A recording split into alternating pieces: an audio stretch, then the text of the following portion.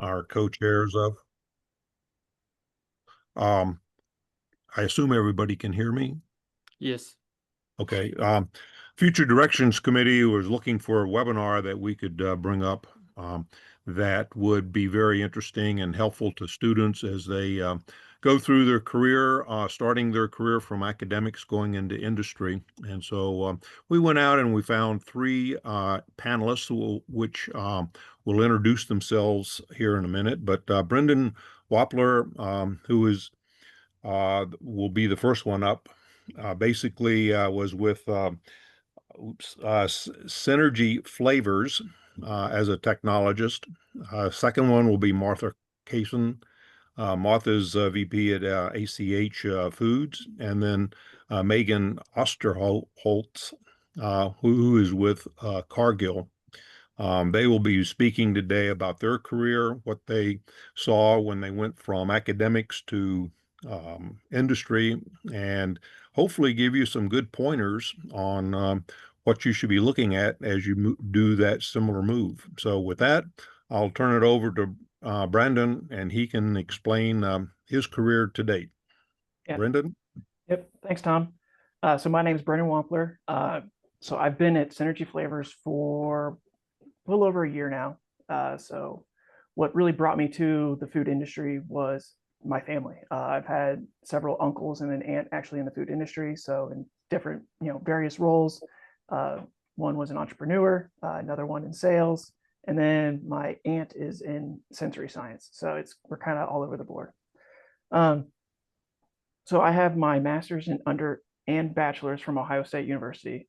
My first job in development role was at Newlyweds Foods. So there I spent 2.5 years doing batter and breading for fried food.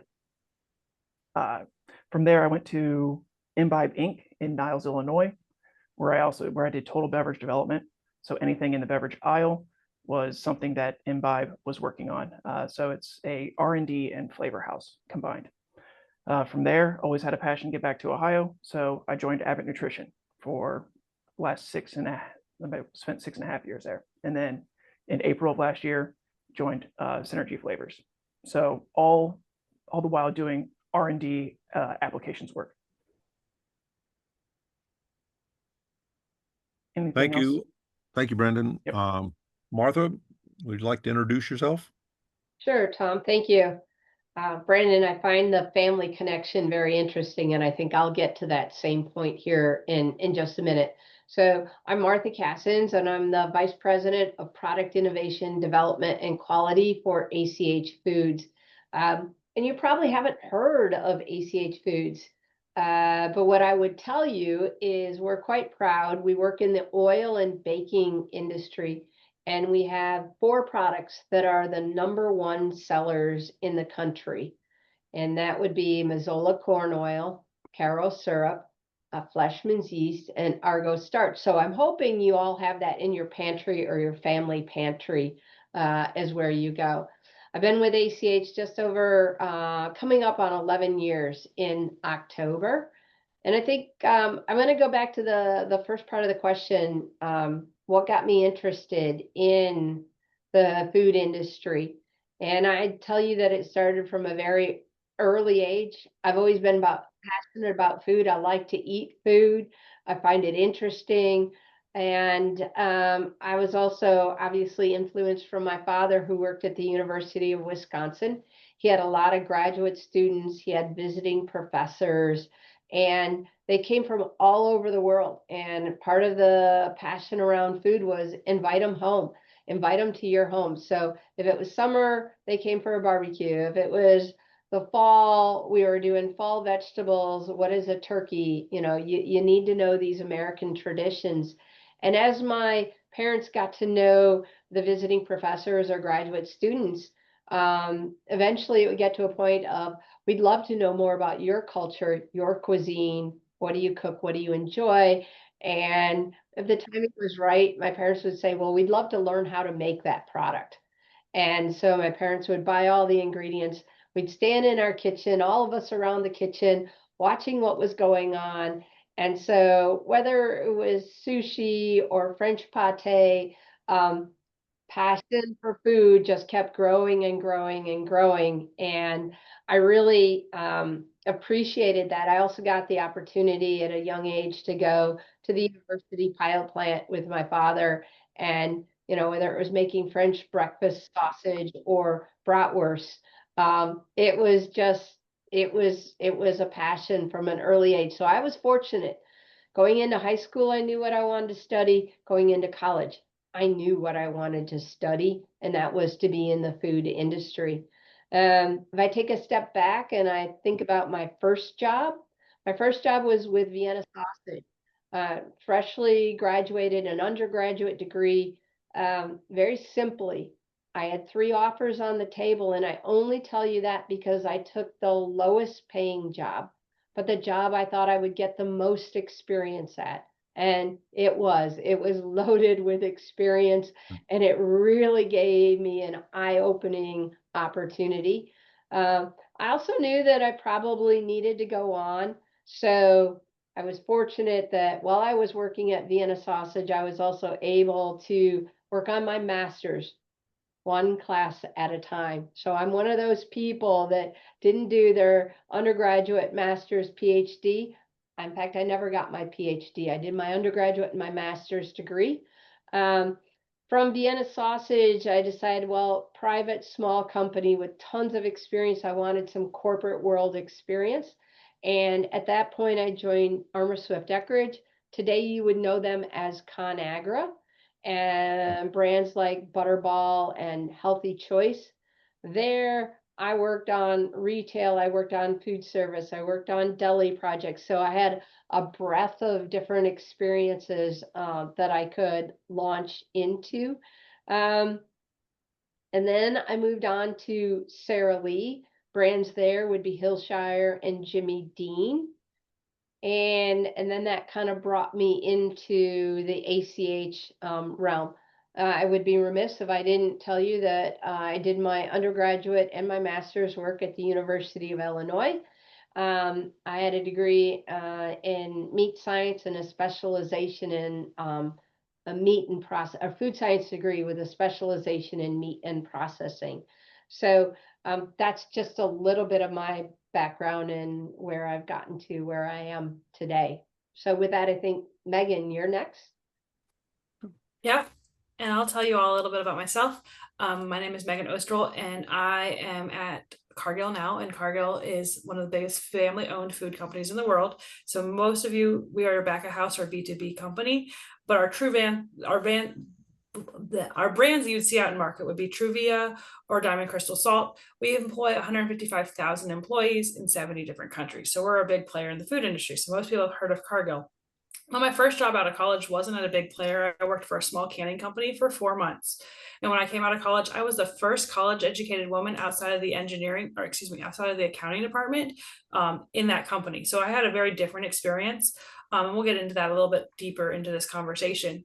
But why food for me was my parents, between the two of them, have 5 degrees from Ohio State. So I was told I was going to Ohio State. It was not a question of where I wanted to go to school. It was, you will go to Ohio State and you will do something in the College of Agriculture.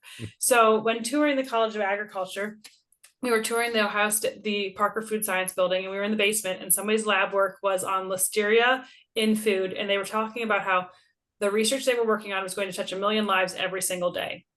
And I've taken that forward with me every single day in the food industry, that as a food scientist, as a food safety person, we touch food every single day.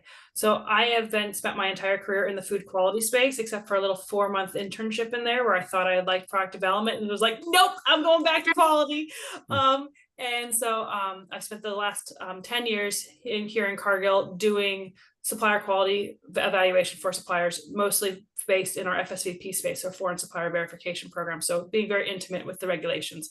I have a bachelor's degree from Ohio State, and then I also have my yellow belt and green belt in Lean Six Sigma, rather than going into the master's program. And we'll get into that a little bit later too.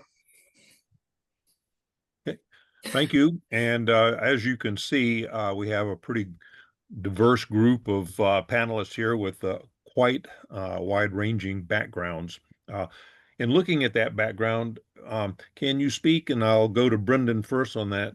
Can you speak on your transition going from academics into industry and any pointers for those people out there on what you did well or what you would have done differently as you went through that transition? Brendan? Yes. So when I graduated from my undergrad in 09, the economy hit tank. So then I went straight back into my master's. So it was one of those things of, after my master's program, I didn't really have much R&D experience. I had one internship. So it was sort of a rougher transition to get into like the pace of actual real world development. So the internship I had, it was quicker pace, but just being out of it for so long and only having one. So my recommendation would be to definitely, you know, do several. You know, it's not from lack of trying. It was just stars didn't align for me during my application process for, you know, internships. And then one of the things that really helped me excel when I got to Imbibe was grabbing a mentor. And it just so happened to be my manager who really helped shape and form me into the product developer that I am today. So I think, going forward and looking back is, have a mentor that is there to guide you and, help you through, the everyday, and just there to ask questions and, just watch you perform and then give you pointers and help you evolve into, just being better every day. I couldn't agree more with the importance of internships. I had 2 internships in undergrad and then went into a full-time job that I really was miserable in because of being the only college educated woman and them not really taking me seriously. I said, well, we pay you salary, so you're here whenever the lights are on. If we want you to be here 90 hours a week, that's what we expect you to be here. So coming out of college into a job that they wanted me there 90 hours a week, I was really shocked. So that didn't last very long. And I went back and I actually came to Cargill as an intern. So when I talk about going back and being an R&D intern, I left a full-time job with benefits to be an intern to get into a company that I knew was going to treat me well. So I think that's another thing when you're going into industry, is to look at all of that and not think, oh, everybody's going to treat me great. You may have experiences or moments where you're not going to get treated great when you look at the whole journey, and you need to look at that as part of it and be accepting that that's part of the journey too. As I had an epic 2 wonderful internships I was treated wonderfully on. So I just thought any food company I was going to walk into was going to treat me great. And I was really surprised by my first job out of college, just having a totally different tone.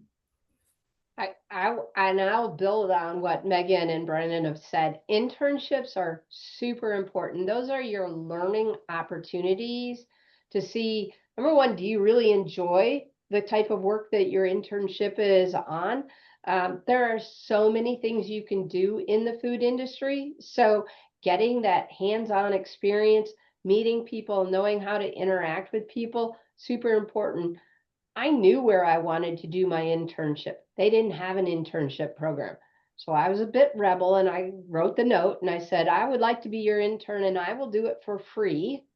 Can I be your intern? And they said, well, yes, but what would that look like? You're a scientist. I assume you want to work in the quality lab. And I said, well, I don't mind working in the quality lab, but my ideal internship, and I was making it up as I went along, is like, I think I should spend 1 week in every department throughout the summer. So 1 week in quality will be just fine for me.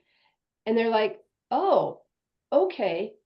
And they hadn't really thought about how many departments there were there. And they're like, well, when you come in, do you mind punching a card? And I said, nope, I'll do whatever you want. Zero salary, but I'll do it. And then they said, well, tell us what departments you're interested in. And I'm like, front to back. That's the only way I'll know what this is all about. So absolutely agree. Internships, great experiences. It was really clear. And no offense to me, I didn't want to be in the quality lab. That's not where I wanted to spend my time. And so I got myself out of there pretty quickly by saying, and I also learned very quickly that I could not tie sausage like everybody else. So, it was fabulous experience. I'll do a little promo here. Phi Sigma advertises internships. And so whether you're on representing a company or you're looking for an internship, super important. This is how we promote food scientists, and that experience, good or bad, super important. I can tell you throughout my career, I've had interns, and we evaluate the intern. We see how they do. We have a running list, right? We might not have an open position for that intern, but they have a ranking. So when we have an opening, the first person we call is that intern, and they could have one or two other experiences then, but we knew we wanted them, and we're assuming they're growing, and they get put in that first candidate pool for us to call and say, hey, we have a job opening. Do you want to come back? And when you end your internship, if you don't get the letter or the phone call of we want you back, don't feel bad about it. There's a lot of people that it's they call you 6 months later or 8 months later, and it may not fit at that time. But coming from Ohio State, and I'm sure Brendan experiences too, there's a lot of people who come back from internship with like, yeah, I've locked in a job for the first year. And you're like, I didn't. What's wrong with me? Yeah. Yep. It's the experience you're going after. Yep. One of the other words I heard in there was mentors. In your internships, did you all pick up mentorships, or did you find a mentor in your job that helped you understand what industry was all about? So I think mentorship, manager, I'm going to expand it to network, right? So understanding the people around you, the people before you to set things up, people behind you, what you were doing, how it impacted in front and behind, super important. I'd also add professional organization to that list of things that you want to get exposure to, belong to. You probably all belong to your food science clubs where you're at today, but there's lots of professional organizations out there. Culinary Institute, right? IFT, AMSA. There's a ton of professional organizations out there. And a mentor, always important. I would say my first manager in my first internship, I still keep in contact with her. Maybe not as a mentor per se anymore, but I've spoken. She now works for a different company, and I have spoken for her in different avenues for different events and things like that. So I think it's also keeping those relationships, because the food industry is as big or as small as you make it. I work for one of the biggest food companies in the world, but the people also leave the company you work for and they go and work for another company. And if you have a good connection with those people, they're a good member of your network, they may call you up. One of my direct coworkers, her husband is in the military, and they were stationed in Italy. And when they came back to the States, she sent some emails to some contacts, and she was able to have a role back within the company very quickly. It wasn't exactly what she was doing beforehand, but somebody's like, absolutely, I'll hire you, because she had that connection in that network. So I think that's another thing is those connections aren't, and your professors can be part of your network. I was on a job interview a couple months ago, and somebody goes, oh, I see you're HACCP certified. I was like, yeah. They're like, who'd you take it with? And I say who I took it with, and they're like, oh, he's a good teacher. You're going to be good at HACCP. We're so, and then they knew the professor I'd taken the class with, and they knew that they were. So those are people also that you need to, have those connections, because they have connections too.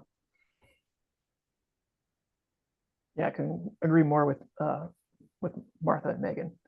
So, I mean, building your network, critical. Good mentorship is also critical. So, like in my only internship, I had a couple mentors. My manager for my internship actually ended up going back to Puerto Rico and teaching for a few down in Puerto Rico, and then before moving over to Europe. And the other mentor that I picked up, he's been bouncing around from job to job, but I still try and keep in contact with him, probably like once every couple months, send him an email, see how he's doing, just, catch up on life and what's been going on. And then my manager at Imbibe, I talk with her probably bi-monthly, especially like pointers, tips, and just that random check-in on, hey, how's life going? It doesn't always have to be about work. It's just being genuine and building just straight connections. And then I was lucky enough at Imbibe, I picked up a mentor, and I've now helped him take on a manager role. So it's been great to watch him grow and flourish and take on new challenges and kind of walk him through some difficult situations at his first job, and then watch him grow and blossom and negotiate into a manager role at his next job. So it's been a lot of fun to pick up a mentee. And your mentor might not be different levels. It may be somebody who's the same level as you, but just in a different space within the company too. Is that's what I feel like, at least working in a big company. Like my mentors maybe a year or two ahead of me in career, but they're really we're the same level, we're the same space of our career too. And I'm helping them and they're helping me. It's that connectiveness of we're working through things together. To add on to that, I'm currently mentoring somebody in marketing because they want to know more about innovation, right? So I'm not a marketing expert, but they recognize that they need to know more about innovation and product development. And so I'm like, yes, I'd be happy to mentor a marketing person about what food science is all about. So yeah, it happens in lots of different ways. You got to look for it. You got to ask for it. If you don't have a mentor, ask for one. I just had this morning where a girl messaged me who's the lab tech who goes, can you just tell me about what it's like to work in a shared service? Because I work for the supplier quality shared service group rather than being in a plant. And she wanted to know about like what my life is different, because all of the plant people know about it is oh, those people all work from home offices. I don't know what they do all day, but they all work from home offices. And I'm like, I do a lot from my home office, all you all. Thank you very much. One of the things I'm hearing here is as you talk about mentorship, and also go off subject for a second, that Phi Tau Sigma does have a mentorship program that we always are looking for mentors and mentees. But when you're talking about mentorships, you also are using the words network, and talk to the point where during school you develop your own network as you go through your classes, and that network can follow you out into industry or out into your career. And then in your career, you develop a whole new network. Can you all speak to developing a network? I think it starts with, introducing yourself, but then listening to what other people do, right? So if it's a different professional organization, if you're in product development and you don't know anything about regulatory, ask questions. Ask them what their day-to-day is. If you want to know more about marketing or sales, or you want to learn more about the consumer is super important, right? We as food scientists, regulatory people, we feed the population today. And so what is going on? So you might have an insights person on your team that really tracks and follows very closely. So getting to know just a little bit more about everybody around you and then figuring out how that interaction works. It's asking questions, it's listening, and trying to understand how it all plays into, building a successful company, a successful network and organization around you. This is going to sound silly, but the people you're writing group projects with right now in undergrad or in your graduate program, that's your network. When you go into industry, that's your first set of network.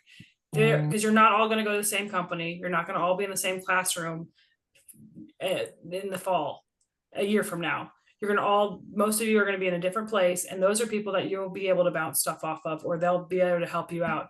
And I think you didn't think about that when you're an undergrad with those people, or when you're in graduate programs with them, or a class with them, but they end up being those people that really do help your career out long term.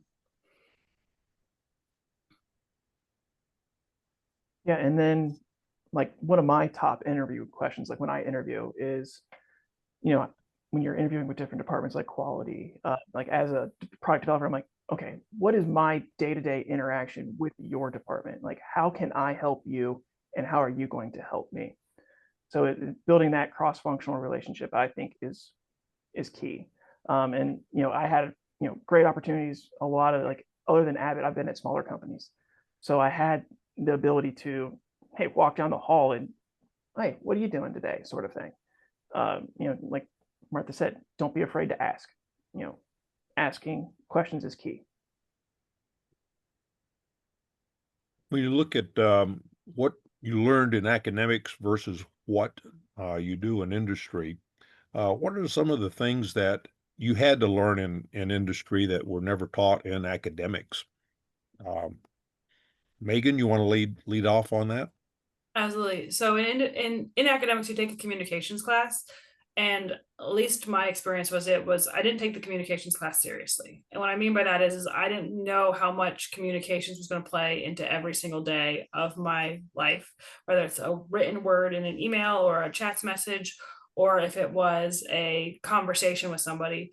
And that having communication styles and knowing your communication style. So I didn't realize that I had a very forward personality until I was in a review and somebody goes, "She's too forward. We don't want to work with her." And I was like, I didn't know that. And I had to work on being softer, being more malleable, and being able to be better communicator. And you don't talk about you talk about communications, but you're also talking about so much science and so much depth of those kinds of knowledge.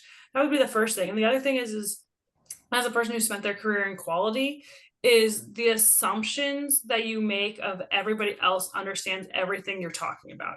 And so, like, for myself, I assume everybody else is a food scientist and they understand that food's browning because of malleable browning and blah blah blah blah blah. And you're in a room and everybody else is an engineer. They have no idea what you're talking about because they didn't talk about it in undergrad. They don't know the different microorganisms the way you do. So you're sitting here going over their head. And again, it goes back to communication. You have to be able to take all the knowledge you've put into your head over the last however many years and be able to communicate it back out.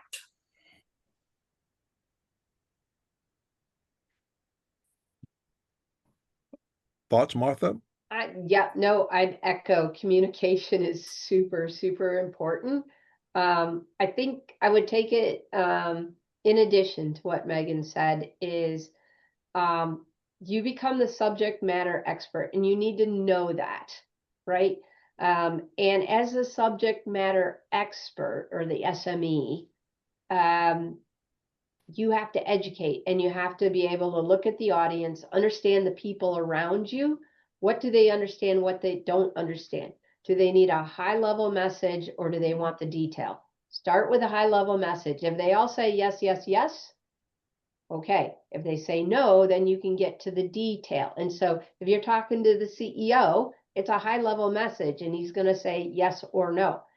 If you're talking to your cross-functional teammates, some might say yes and some might say no. And so then you have to explain that out.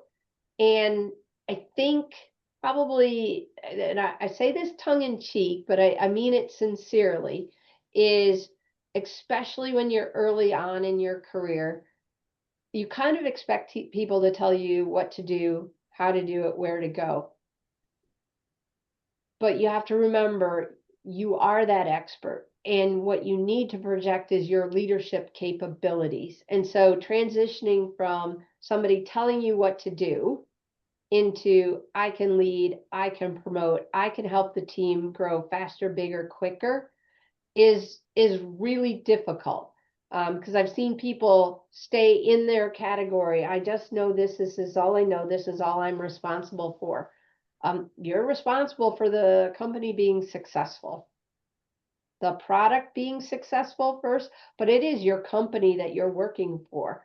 And so whether you do a new equipment adjustment, or you do an antimicrobial, or you do a new product, or you work on a GRAS statement, or the list is endless, but get out of this is just my window of expertise. Listen here, listen there, understand why they're asking questions, and then how can you move your organization forward? Yes, you are a scientist, but believe me, I reviewed graphics on a meat product and they had a shaft of wheat on the front picture because they thought it was pretty. And I'm like, that doesn't make any sense. You know, we're introducing allergens, we're giving the wrong message, there is no wheat in this product. Why would you put wheat on the front picture of this product that we're introducing? I'm like, you can't, you shouldn't, don't do it.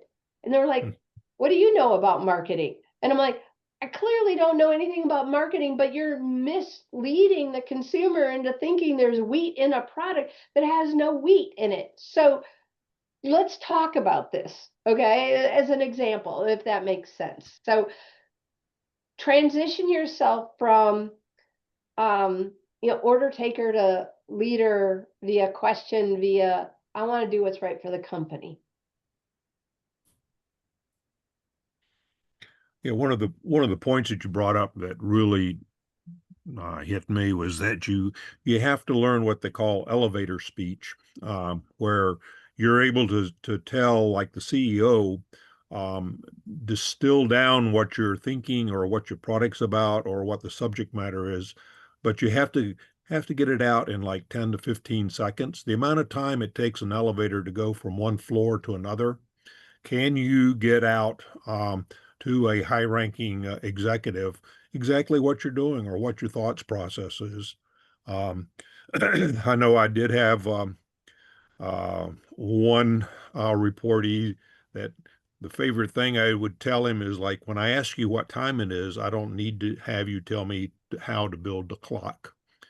You want to have an elevator speech, you want to talk, get everything out in 10 to 15 seconds. So, Brendan, I kind of interrupted you, No, but your no, thoughts.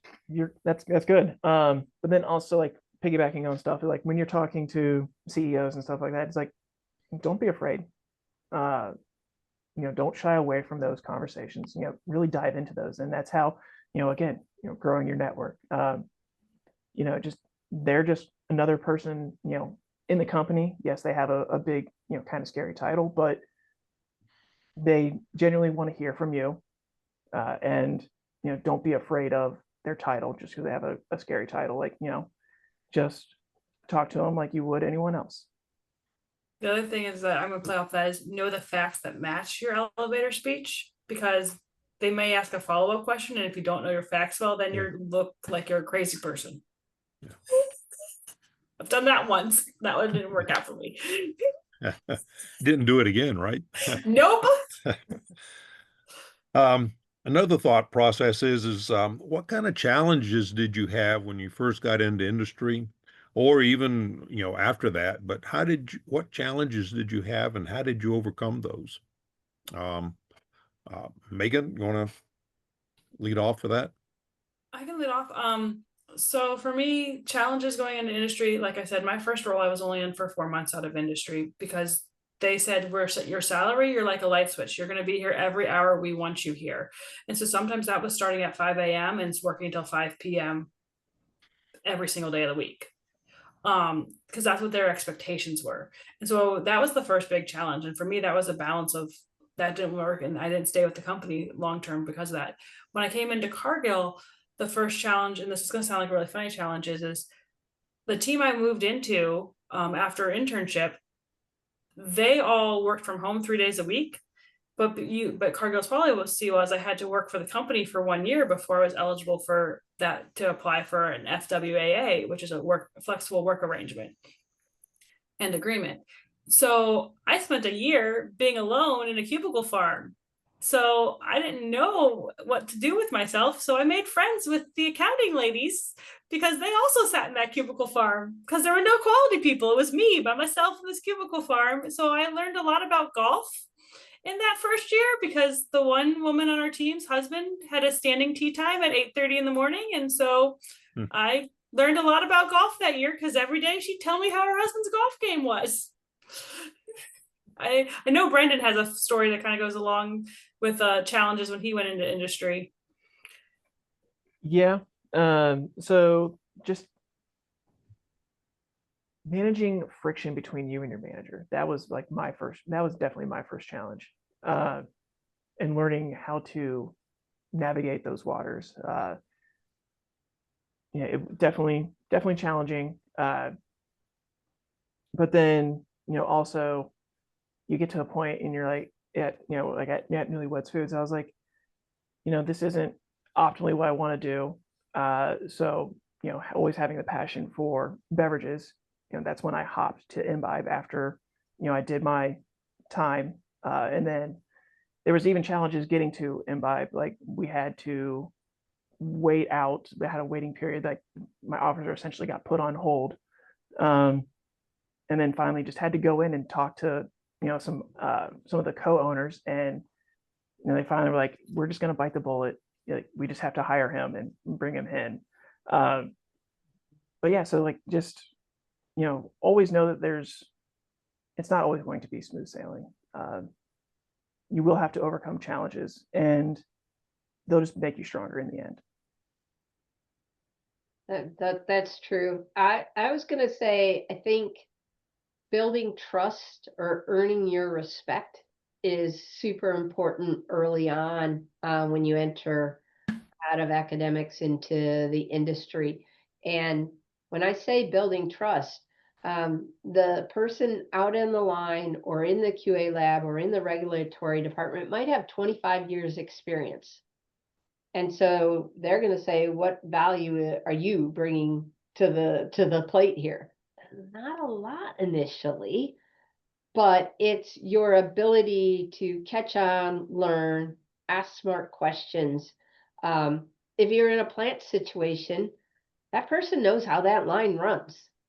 And if there's a problem, they'll probably know the solution, and you're not going to know it. So what is the value? The value might be down the road, you could bring them an efficiency or a cost savings or something to make their work less tedious. And so it's building that. I hate saying, I have my degree, right? Megan, you talked about, first educated person in your firm. Having that degree doesn't mean you know more than anybody else in the room. And so showing the respect and building the trust with people so that they're willing to give you information that is very, very valuable. You're always going to be new at a job at some point in time. And so even when you have 20 years of experience, if you change jobs, you have a wealth of knowledge, but you don't know that company. You don't know how it runs. You don't know what the expectations are. So that kind of that give and take, I found to be really, really important. When you're walking in, whether you're a fresh graduate or walking into a new job 25 years down the road, really important. Yeah, I couldn't agree more, Martha. I mean, like walking in here to Synergy Flavors down here in Hamilton, Ohio, I had to go spend time on the floor with our compounders, talk with them, see how they're doing things. Like I was on the floor at 5 a.m. one time helping them batch a brand new product, and I'm in there helping, grab powder, throw it, like get your hands dirty, Yes. sort of thing, and that earn their respect. And that's what I find, is another key thing is, because then they'll come to you and be like, hey, I work closely with a lot of the compounders still. Like they'll bring me stuff that, hey, I need this, I need this batch corrected. I'm like, okay, fine, here, write down my numbers, here you go. I'm like, this is how you do it. And they'll come and be like, that worked perfect, I love it. So and then you see them in the hall, hey, how's it going? Small chit chat, just building your rapport with everyone is key. And doesn't matter what department, if they're hourly and your salary, like, you're still going to meet great people out on the floor that are fun to, talk with and get to know and be, part of your growing network. Floor experience at Cargill. I was on the floor before Cargill. But at Cargill, I've always been in a corporate role. So I came in as a business unit level. So I worked across 13 sites from day one as a full-time Cargill employee. And the biggest thing was the same thing though, taking the time to know everybody's name. And what I mean by that is making sure I knew, Adrian goes with the site in California and Jarmy goes with the site in Charlotte, and knowing a little bit about each person made them feel like I knew about them. So that way, when they're in an audit, my phone's dinged a couple times during this. That's because one of our plants is being audited, and they're dinging me, and I keep typing letters on my keyboard to tell them who they should talk to because I'm on this call. Because they know to come to me when they can't find something. And that's part of the whole thing, is build the trust that people are going to come to you when they have an issue, because they know whether it's they need to have something reformulated or they have an audit going on. They know to come to you, and you're going to help them out. One of the things that I've been hearing here is working 90 hours on the first job or being in the plant at 5 a.m. How did you all go from, say, a academic career where you're, 8 to 5 maybe, to where you really learned balancing your work-life relationship? Work-life balance is one of the key things out there that I think most people are concerned about. Could you talk to that point? Uh, Brendan? Yeah, sure, I'll go. So one of my struggles is, fresh out of school, I worked long hours. I put my nose to the grindstone. Yeah, it's one of those things of, I learned it from my father. He didn't go to college. He's a, cabinet maker, successful cabinet maker now, but he would work long hours. He would make sure I get on the school bus, and he would come home late after dinner. And there were sometimes that he had to go back out to the shop and, do more work, after we had gone to bed. So it's one of those things of, I inherited the trait of putting my nose to the grindstone. And then, upon having a family, it's one of those things of, my wife has had to, reel me back in, like, hey, you're spending, like, especially when I was working for Abbott and doing work from home, it's like, I would wake up early, I would sign on early, I would work well after, her and my son had gotten home from, work and daycare. And it's like, and then I would sign on again later in the evening. And it's like one of those things of, hey, you got to have your separation. Like, when the clock hits this time, you're done, you shut it down, and you just leave it until the next day, because it's always going to be there the next day. So that's what I had to just start doing. Like, literally shut it down. If I was working from home, I would hear the garage door open at like 4. I knew that was my signal. Hey, cut it off, done. And then the rest of the night was family time. And then you still have to build in your personal time too. So now what I do is, I have an early alarm, and I get up and do my personal morning routine before the kids are awake. And then I come into work, I work, cut it off. Obviously now I have there's nothing I can really do from home. I am on the bench 100%. So Monday through Friday, I'm 100% in my lab. And then, I work 8 to 4, cut off at 4, done, going home. And then the rest of the night is family time. No opening up my work laptop. I only take it home just in case a kid gets sick and I have to sign on and do emails and do what I can, development wise, remotely. I wish I had that balance. And not that I don't have that balance, but I am very diligent about what my hours are. I grew up daughter of 2 veterinarians who work 7 to 7 Monday through Friday, 7 to 2 on Saturday. And then we're on call every weekend or every other weekend. So I really did experience that same work ethic. So coming into industry, it was the same thing. I didn't mind that the company wanted me to work 90 hours, except for that I couldn't go anywhere else. I couldn't not be in this little tiny town where the company was. And I really sometimes wanted to go home.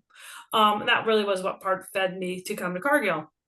In Cargill, I came into a role and I was managing thousands of ingredients in my permanent role, but I was hourly. So I was told you can only work this many hours because that's what we have budgeted for. So I became very diligent about time because of that. And I've kept that diligence into my role now. But like Monday, my kids were sleeping in, which is weird. And so I was up at 5:30 and ready for the day. So I got on and checked email and talked to my contacts in Europe and made sure everything was good with their teams, because I was on at a time that was much more reasonable for them. I also have a group that I work with in Singapore. So once a month, I have to work in the evening, but I compensate myself for that. And I may compensate myself, and I may not look like I compensated myself, but I compensated myself in the fact that I walked out of this room and I put a little laundry in, or I emptied the dishwasher, or I went to an appointment and I didn't worry about it. But the one thing my first boss, if anybody ever has worked from home in their career, the one thing my first boss told me that was the best thing I was ever told was, wherever you're going to work from, make sure there is a door. And so you can close the door and work is done. So you're not going to look at that computer sitting on the corner of your island or the corner of your kitchen and be like, oh, I could just get back on real quick and I could just check if anybody needed me. You have to open the door before you do that. And that has been, for me, the thing that's brought me more balance. Okay, so Brendan and Megan have a much better plan than I do. I'm truly on 24/7 and or available 24/7. So what I try to do is a couple things. I have what I call my work friends, and my work friends, I try to make sure that I take a little bit of time, whether it's the beginning of the meeting or somewhere in the day. Hi, how you doing? Check in on them and have a little bit of social interaction versus this is work, work, work, work, work, work, work. You have to build a little bit of social levity into your day wherever that works. And usually if you're on time to a meeting and they're waiting for somebody, then that's a check-in time on other people. I would also tell you, you need your social network outside of work, right? You gotta have those different places where you can spend your time. I like traveling for fun. And so I just tell people I'm in a different time zone. So just think about that before you call me. But I think it's up to you. It partly is what kind of job you're taking and what are the expectations. So I would say know the expectation for the organization that you join and know the expectation for the role that you're joining, because they vary a lot. Like, I know Brendan has talked about, he didn't know he was going to be developing at third shift in the beginning, and nobody tells you that when you're interviewing that, oh, by the way, your run's going to be for me, it was, oh, by the way, you're going to start at 5 a.m. 3 days a week. Well, nobody mentioned that in the interview process. I found that out on like day 3 and I was like, oh, I guess I can start at 5 a.m. That's fine. Yep, it's one of those things of being flexible for when I'm doing my development stuff and like going to plant trials and everything like that, like we started on third shift. So they're like, okay, well, we're going to start this about 1 or 2 a.m. So, kind of compensate yourself, like that and go from there. I notice we're coming down close to the end, and there have not been any questions from the audience. If there are any questions out there, please type them in, and we'll bring them up to the panelists. Going further is one of the key questions, and I have it with my kids, is how long do you stay on a job before you either realize that you want to change because of career goals or because of your growth has come to not an end but has slowed down a lot? How long do you look at how long should you stay at a job, or how long should you take on a job? Megan? So, like I said, I only stayed at the first company I worked for 4 months, and I knew at week 3 that it wasn't going to fit. So I knew very quickly that it wasn't going to fit, and so I opened my eyes to looking for other opportunities. But in Cargill, I've been with Cargill for almost 11 years. In that time, I've been in 5 different roles. And it's really been consistently growing roles. It's not been that I'm jumping around to different things. One time they sold the business I worked for. One time they restructured us. The group I worked for was disbanded. But there's also been roles that I've jumped to, and it's figuring out when it's best in your development. My current role I've been in for 6 years next week.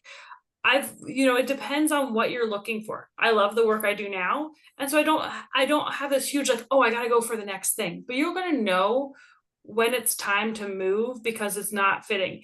The one thing I would say is it's okay to jump roles, but don't jump too quickly without giving things a chance. The company I worked for right out of the gate, I probably didn't give them a fair chance, but I was an hour and a half from home. And I just was like, I can't do this anymore. I don't like the way this is going. And I just didn't give them the chance. And I wish sometimes I would have given them another second chance to maybe have things be different. Yeah. I agree with Megan's comments. I think the other thing is, many times, especially with new employees or recent graduates, we say they look for, this is the ladder, and I go up, up, up, up. This is the career path. I think you have to ask yourself a couple of questions. Do you want to be an individual contributor? Do you want to be a manager? Because those are two very, very different career paths. And then there's this term out there, squiggly careers, right? Today's isn't just a ladder approach anymore. I'd encourage you to look sideways, to the right, to the left. What other departments, what other pieces within that organization? How can you grow your expertise, your knowledge in helping the company grow? So it's not a promotion, promotion, promotion. It's, how can you, spread those wings, get a deeper breadth of knowledge across your company. I would tell you that my company, when we interview, we tell people we are a flat organization. So hear that. It's a flat organization. That means that you're not going to get a promotion, a promotion, a promotion. That's just not how we are. But we will give you the breadth of experience to do different things with that, and we pay well. So breadth of experience versus your title, what's more important to you? And then as a manager, when I'm looking at resumes, if you're jumping every 2 years or 3 years, I'm going to ask why. Sometimes there's a good reason, sometimes there isn't. I like progression within a company, like Megan said. She's been promoted, she's gotten different experiences. And then I'll tell you, one of my favorite interview questions is, if you have 5 different companies you work for on your resume because you've changed jobs every 2 to 3 years, what was your favorite? That's an easy one. Okay, what was your least favorite and why? And it's the and why and how they articulate that and why. Because if that and why is part of what they're going to be doing for me, then they're probably not a good fit for our organization. So really important to understand what you're getting into, give your company a chance, but also work to find the right fit within your company. I noticed, oops. Oh, Go- go ahead. go- Or you go want to ahead, go to that Brendan. question? That's fine. Like, Yeah. I spent 2.5 years, 4 years, 6 years. So before, joining Synergy. So like 2.5 years at Newlyweds, 4 years at Imbibe, 6 years at Abbott. So it's one of those things of, spent 2.5 years at Newlyweds because my ideal job was beverage. And then 4 years at Imbibe, and I had kind of run my course of really enjoying Chicago. So fun to visit, not for me to live there anymore. Came back to Columbus, spent 6 years at Abbott Nutrition. Started to kind of wear out the welcome of, okay, I actually want to be hands-on development, not so much, going into the lab every like once a month or once every 2 months sort of thing. And a lot of like, day-to-day desk work. And now I'm on the bench every day, loving it. So a year in, so it just getting back to kind of like my roots, like I was at Imbibe. I see we had one question come in about how do you manage your continuous learning process? How do you keep up to date on things like regulations, certifications? Bottom line is how do you learn new areas to make your company succeed? Want to For me, as address the that? quality person, this is easy. We work through, you get those regulation emails. So you sign up for the FDA's emails where they send out what the changes have been. And then you look for those different webinars and different speakers out there where you can learn more, go deeper, for somebody to teach you a little bit more about it. As Cargill, we bring in those speakers, or somebody else went to the meeting and they bring you the synopsis of what happened at the meeting. So attend all those different opportunities to learn and keep going and growing. Yeah, from product development, regulations, those are handed down to me from quality, from regulatory. So I get told, hey, this has changed, we need to do this, or this is now our company's new standing on cold brew. Like we have regulation, even though there's no FDA regulation, we at Synergy Flavors have a regulation around our cold brew and what I'm allowed to call a cold brew concentrate. And then for like certification and everything, LinkedIn, and since I'm in the beverage industry, I go to Bev Industry and I look at what webinars they have. I'm signed up for their monthly newsletter or magazine release, online magazine. So it's just, what industry are you in? What's your role? And there's online resources that you can always go to. Yeah, the only thing I would add to that is schedule the time. Take the time, block the time on your calendar for the webinar or for the educational piece, because it's too easy to say, oh, I'll read that later.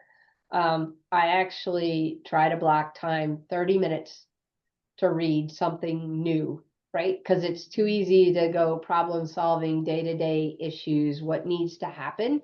And so scheduling time for me is probably the biggest piece to this. And I'm jealous of my employees because they went to this meeting and they went to this webinar and they did that. And so I am like, give me the synopsis because I want to learn. I want to keep learning. And so schedule time, take the time to do it, understand what the company will support. And then if you want more, do it beyond. It's okay. Take some time to further your education in a different area. If you're interested in culinary, but that's not product development, then figure out how you get that culinary experience. Or if you want to know more about regulatory, or you want to know about engineering processing, talk to the engineering team and say, hey, what are your webinars? Where do you go? What can I read? What can I do? Who can I talk to? Can I shadow you for a day? If somebody will let you shadow them for a day, what a learning opportunity. And they're in your company. So lots of times nobody's going to question that. It's a good cross-functional pollination, which will probably be good for them, good for you. And just be prepared to let them shadow you on your daily routine. And just know what your company's policy is on continuing education. Yes. Like, if they put dollars behind it, sign up for something, find something that strikes home to you and utilize that funding. And not only your company's policy, but your manager's policy. So like my example would be, my manager is very supportive of Greenbelt and Six Sigma because it does help us as a company, as long as my project was something that was going to help the team. So you have to also know what your manager view is. So like Cargill pays for lots of things, but my manager is like, let's do something that's going to help everybody else too, not just you get better. The whole team needs to get better out of this. Okay, I see that we've come to the end of our allotted time, and I'd like to thank the panelists, Megan, Brendan, and Martha, for joining us today, and also like to thank everyone for attending. I think it's been a good, learning experience. As Fabian said at the beginning, look for it on YouTube. We'll be posting this so that you can go back and check your notes and what everybody was saying. So with that, I'd like to thank everybody for joining us today, and have a great day. Thank you. Thank you. Thank you. Bye. Bye.